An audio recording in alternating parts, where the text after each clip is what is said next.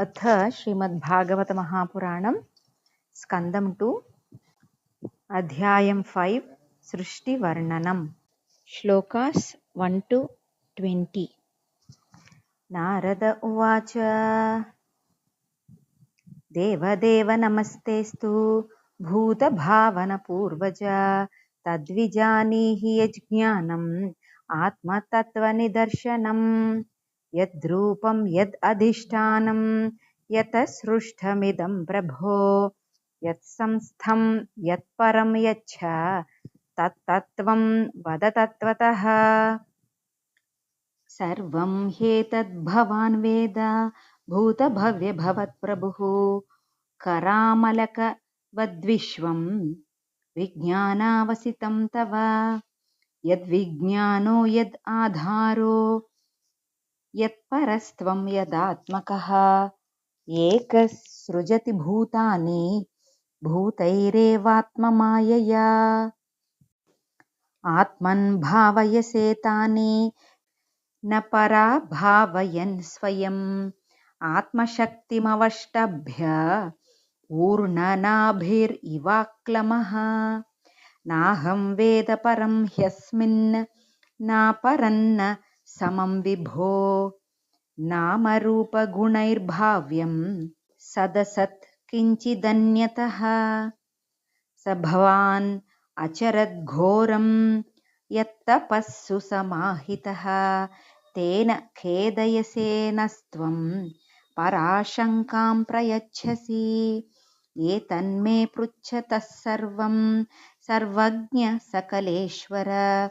विजानीहि यथैवेदम् अहं बुद्ध्येनुशासितः। ब्रह्मोवाच सम्यक् कारुणिकस्येदं वत्स ते विचिकित्सितम् यदहं चोदितः सौम्या भगवद्वीर्यदर्शने नानृतं तव तच्छापि यथा मां प्रब्रवीषि भोः अविज्ञाय परं मत्त एतावत्त्वं यतो हि मे येन स्वरोचिषा विश्वं रोचितं रोचयाम्यहं यथार्को अग्निर्यथा सोमः यथर्क्षग्रहतारकाः तस्मै नमो भगवते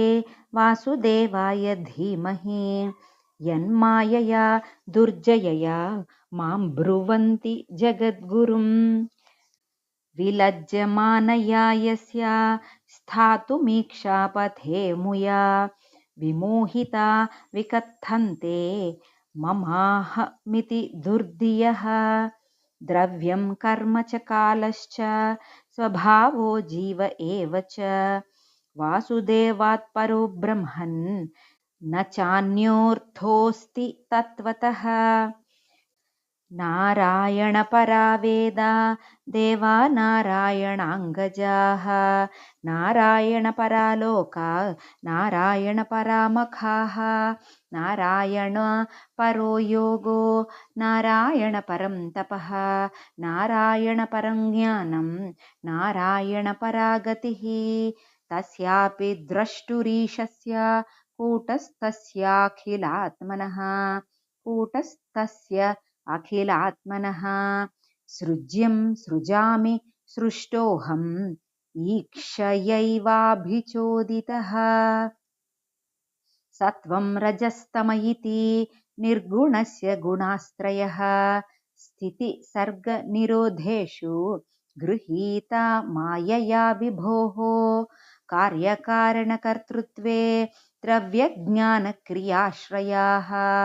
बध्नन्ति नित्यदा मुक्तं मायिनं पुरुषं गुणाः स एष भगवान् लिङ्गैः त्रिभिरेभिरधोक्षजः स्वलक्षितगतिर्ब्रह्मन् सर्वेषां ममच्चेश्वरः।